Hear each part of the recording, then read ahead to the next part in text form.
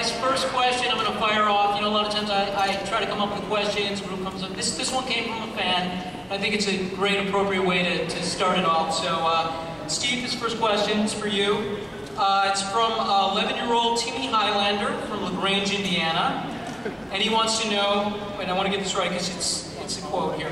Why is Psych the most awesomest show on all of TV in all of the universe of all television?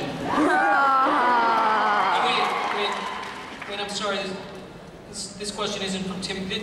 This question is from Steve Franks. To Steve Franks. Do you want to field that one? I guess it's for you. If I could, I'd still like to answer. Please go.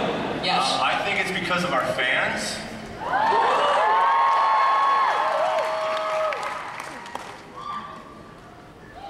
Is that sucking up enough? No, and because of that girl right there in the front row. That particular fan right there. Can you stand up, please? It's all because of you. Give yourself a rise. Everybody, give yourself a round of applause. Steve, what is the secret to keeping a show fresh after 5 years? And also, what is the secret to keeping produce fresh? Because I've never figured that out.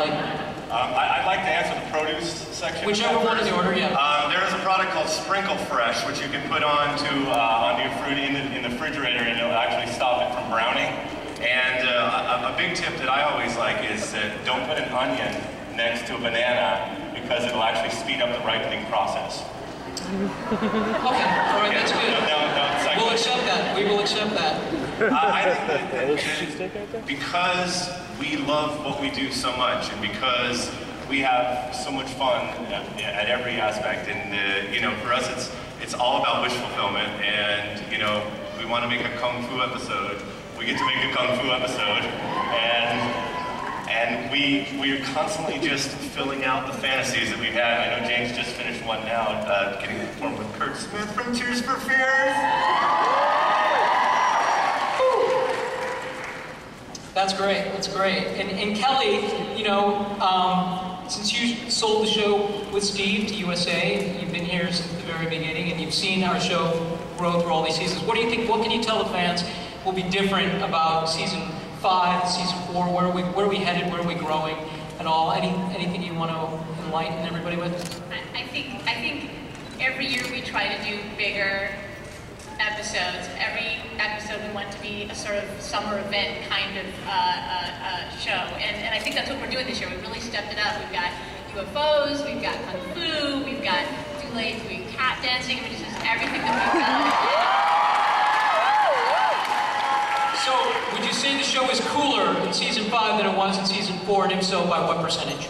I'm sorry, I missed that. What percentage is it cooler, if it is cooler? I would say, it's hard to be cooler, but I would say 85% cooler. Wow. Yeah. That's a lot of cooler. Chris Enzi is executive producer, and you sort of oversee casting for our show, and you have since the beginning. We've noticed more and more guest stars coming up, and they have such a blast on the show. We always just hear they have a fantastic time. And so we seem to be getting, you know, cooler and more interesting people. Who can we look forward to? Tease us a little bit for season 5. I mean, we saw Freddie Prinze. We know he's dreamy, and he's going to be on site. So who else can we look forward to? You know, it's funny. It gets easier and easier every year because I think we are lucky enough to have a reputation for a really great cast and crew and a good time on set. And I think it starts to filters down into our little town of Hollywood, and everybody talks, and so everybody wants to come up and play. And this year, we've got some real big, I wouldn't say surprises. I'm going to tell you now, but we've got people like Adam Rodriguez coming in from CSI, Miami, Vanessa Minnello's in that episode. It's a drag racing episode. We've got an episode called Viagra Falls with William Devane and Carl Weathers, sort of portraying the older Sean and Gus. It's really funny. Nestor Carbonell from Lost, of course, you guys saw him. He's with us for a couple of episodes and might get in the way of Juliet and Sean a little bit. And then we got Shine McBride, and we're really excited to say that we're about to start an episode that was written by Andy Berman and Todd Harthan, that Franco Potente from the Bourne movies will be in, along with C. Thomas Howell, because it's Psych, and we love some C. Tommy. And Nestor's also in that episode. That's great. That's awesome. I'm going to stick around because there's going to be good people. Okay, so James, Dwayne. 5 years, right? So much of the show since the pilot's been about you guys and your chemistry. You sizzle, you crackle, and you have since the very, very beginning, and you guys have been working closely together for 5 years. So with that being said, tell me the top 16 things that you dislike about each other. Whoa. Top 16, you know what first comes to mind. I would say Rodé has very good hair. You dislike that? That's one. I would say Axe makes very good products. As I can tell, Rodé has very good hair. That's two. I've always admired Phile's ability to stay tan without using products. It's a secret I have that I'm not willing to give up at this particular moment. I hope you understand. It's a lot of work for me, and he just magically makes it happen. Magic Hand, woo! That's right. Kirsten Nelson.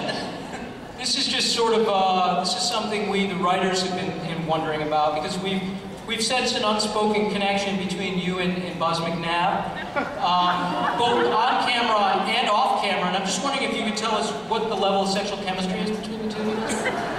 Well, it depends on if I'm in heels or not in heels. Buzz is quite large.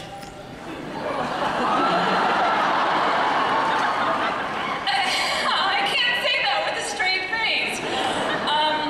It's going to be a 15% right now. 50%. I'm away from Canada. Is it growing?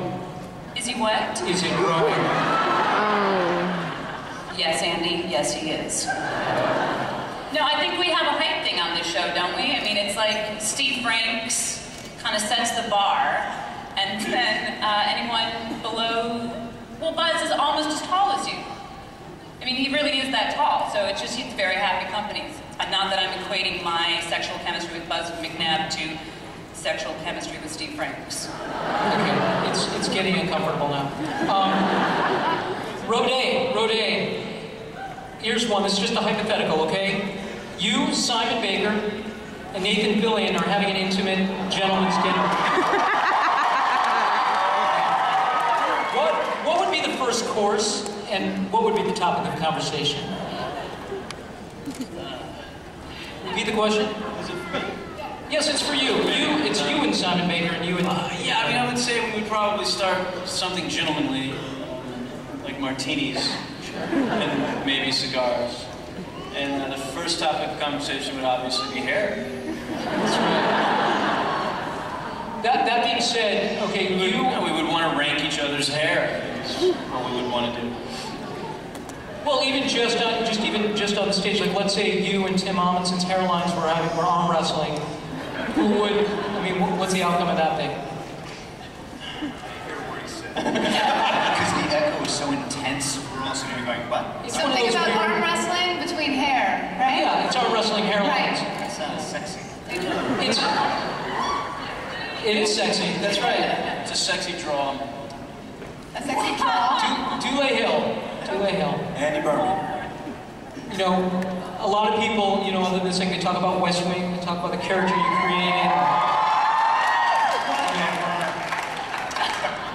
Just the Emmy nomination, just the amazing work that you did on that show before Psych. But I don't really care that much about that. I'm wondering, can you talk to me a little bit about your role as Detective Miles in the movie Whisper? That's some work that I'm very proud of. You know? Just look at the arc that I did on that piece. It was such a challenging piece of material. You know what I mean? A young brother from the South coming up, you know, fighting a devil boy. I mean, it was a lot of work. You know what I mean?